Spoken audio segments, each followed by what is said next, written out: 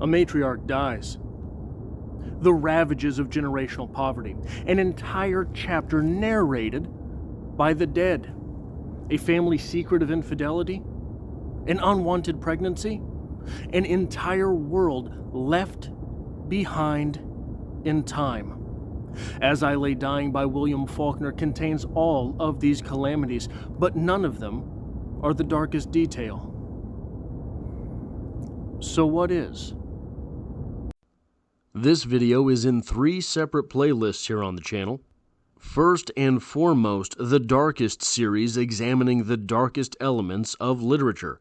Second, a full-length read-along for As I Lay Dying. And third, a playlist of literary video essays. Hit the like button to help me perpetuate literature, and subscribe for more darkness. This series is about darkness, but I want to start this video with a discussion about light and dark. In the beginning, God created the heavens and the earth. Now the earth was formless and empty. Darkness was over the surface of the deep, and the Spirit of God was hovering over the waters. And God said, "Let there be light." And there was light. God saw that the light was good, and he separated the light from the darkness. This, of course, is creation according to Genesis. It is important that in this creation myth, God said, "Let there be light." God had to speak creation, speak goodness into existence. This is further enumerated in the book of John. In the beginning was the Word, and the Word was with God, and the Word was God. The same was in the beginning with God. All things were made by him, and without him was not anything made that was made. In him was life, and the life was the light of men. And the light shineth in darkness, and the darkness comprehended it not. A couple different things carry through both of these accounts of creation. Light and spoken word are good. They are of God. Darkness and the silence existed before creation, existed before the acts of Genesis. Genesis says that the dark was separate from the light, or the good. John goes as far as to say that those things in the dark do not even comprehend the light. And look here, this is important. God spoke the words, "Let there be light." The insinuation is that thought words are not necessarily of God. Thought words are not necessarily of creation. The Bible lessons are over for now, but this will all come back, I promise.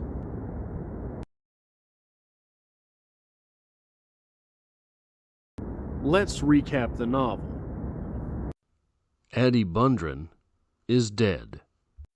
Ance, Addie's husband, promised that he would have her buried in her hometown of Jefferson, Mississippi.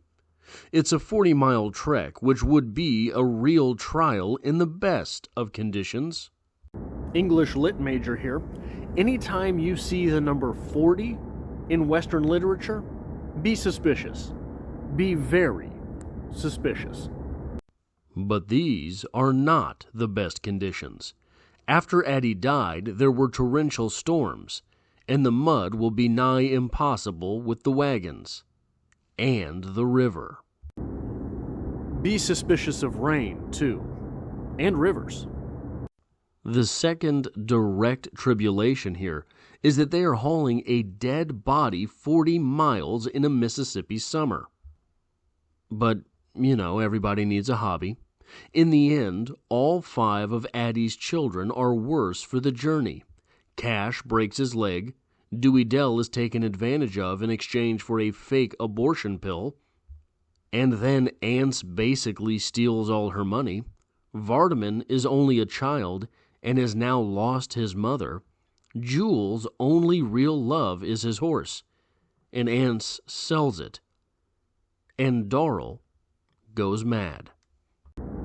And here's where things get even darker.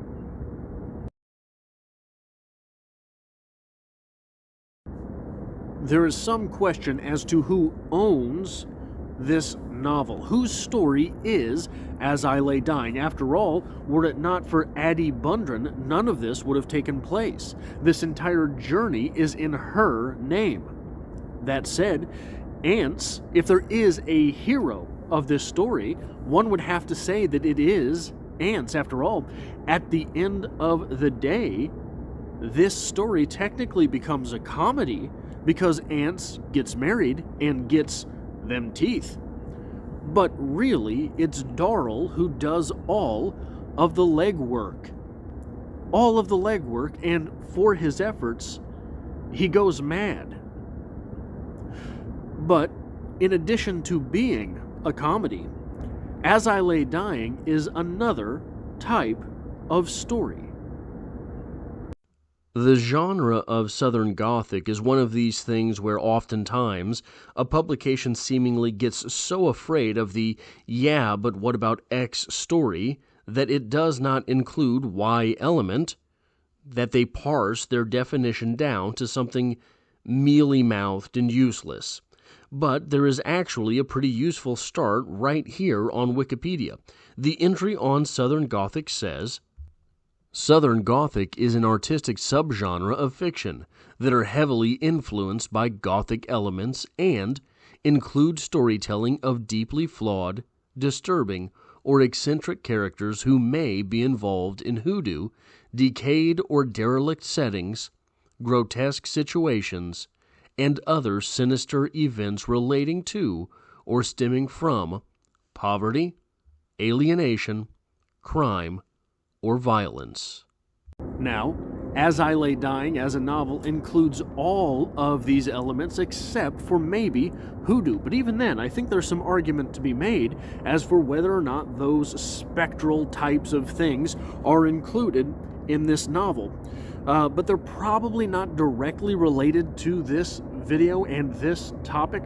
So, unless they are, right? Unless they really, really are. But we're going to leave them out for now.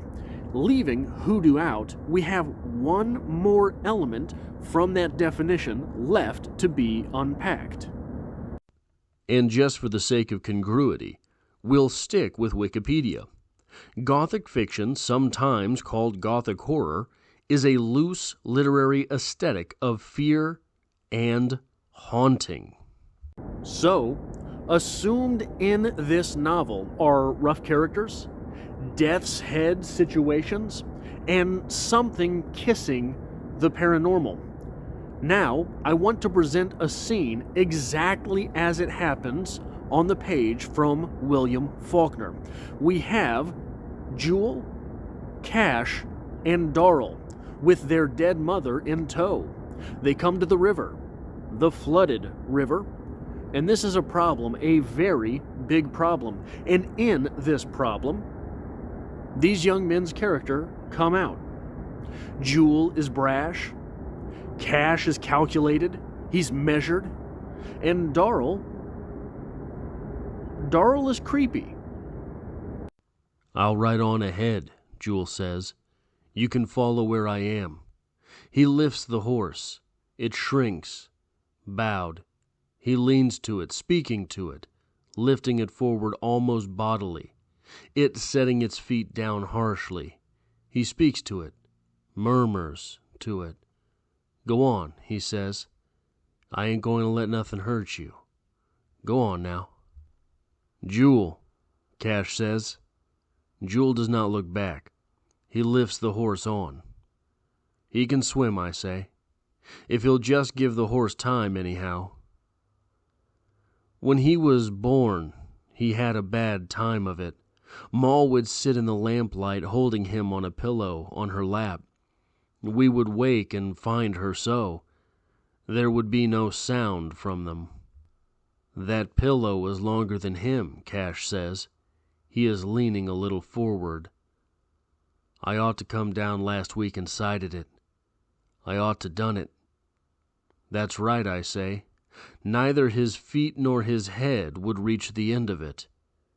You couldn't have known, I say. Did you catch it? This scene is exactly how it happens on the page in Faulkner's own manuscript. Now here is the conversation in question, just in a Microsoft Word document so we can toy with it a little bit.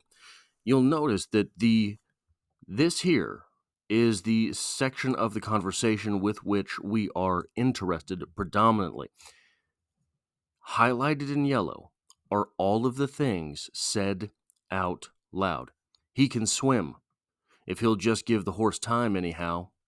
That pillow was longer than him. I ought to come down last week and sighted it. I ought to done it. He can swim, if he'll just give the horse time anyhow. That pillow was longer than him.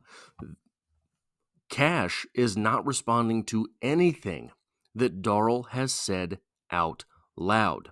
He's responding to this portion. When he was born, he had a bad time of it. Ma would sit in the lamplight holding him on a pillow on her lap. He would wake and find her so. There would be no sound from them. That is to what Cash is responding when he says that pillow was longer than him. The section of this which has no quotation marks. The section of this which is thought by Darrell. And look, there are two people involved in the paranormal here. Why should we attribute the paranormal here to Darrell as opposed to Cash? And okay, I understand, fair enough. But through the entirety of this story, it is Darrell and not Cash who seems to be a bit off. In fact, Darrell appears in some extracurricular texts from this book by William Faulkner, and he's weird in those stories too. Not to mention, Darrell is the one who goes crazy at the end of this story. Not to mention, this all takes place in one of Darrell's chapters. This is Darrell right here communicating to Cash right here without the use of words. Darrell is talking to his brother without speaking. Darrell is talking to his brother through silence. Remember, those two counts of creation say that light and sound are godly. Silence and darkness are not. Speaking to his brother in this way is not of God. Then of what is it? Well, let's back up a minute. In the beginning, God created the heavens and the earth. Now the earth was formless and empty. Darkness was over the surface of the deep, and the Spirit of God was hovering over the waters. And God said, "Let there be light." And there was light. God saw that the light was good, and he separated the light from the darkness. Now remember, all of this takes place inside one of Darrell's chapters. Let's go back to the very opening paragraph from this chapter, a chapter narrated by Darrell. Before us the thick dark current runs. It talks up to us in a murmur, becomes ceaseless and myriad. The yellow surface dimpled monstrously into fading swirls, traveling along the surface for an instant, silent, impermanent, and profoundly significant, as though just beneath the surface something huge and alive waked for a moment of lazy alertness out of and into light slumber again. So here we have the two paragraphs set up side by side. Let's run through them one more time. Before us, the thick, dark current. It talks up to us, and a murmur becomes ceaseless and myriad. The yellow surface dimpled monstrously into fading swirls, traveling along the surface for an instant, silent, impermanent, and profoundly significant. As though, just beneath the surface, something huge and alive wakened for a moment of lazy alertness, out of and into light slumber again. And from Genesis, in the beginning, God created the heavens and the earth. Now the earth was formless and empty.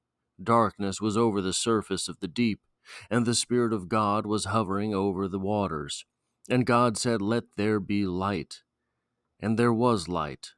God saw that the light was good, and he separated the light from the darkness.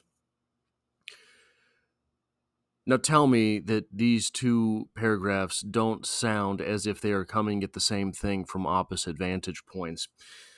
Genesis is from the perspective of good, from the perspective of God, from the perspective of all those things which are holy, and here, from as I lay dying, from the darkness, from the perspective of the darkness, from the perspective of those things God did not create, those things which were not created by divinity, which we were told do exist, which means they're from the vantage point of those things which do not even understand the light, those things which are without the word, that without the spoken word. God said, "Let there be light." Now, here we have, where is it? God was hovering over the waters. I mistakenly did not capitalize God there. What if God was hovering over the surface? What was going on just beneath the surface? Is that something with which we should be concerned? Whatever it is talks up to us. Whatever is formless and empty in the darkness under the surface of the water talks up to us, and it talks up to us ceaseless and myriad. One might be tempted to compare that to the phrase formless and empty. This is the first paragraph to the chapter in question, where Darrell communicates with Cash without the use of words, without the use of spoken words. Here we have the intro to his very chapter in the same way that we have the introduction to the Bible, telling us that what is with the Word and with light is good, but what is without light, what is without the Word, is bad. And just pages after this, Darrell is communicating with Cash without the use of words. Whatever it is that's going on with Darrell in this story, it is from the darkness.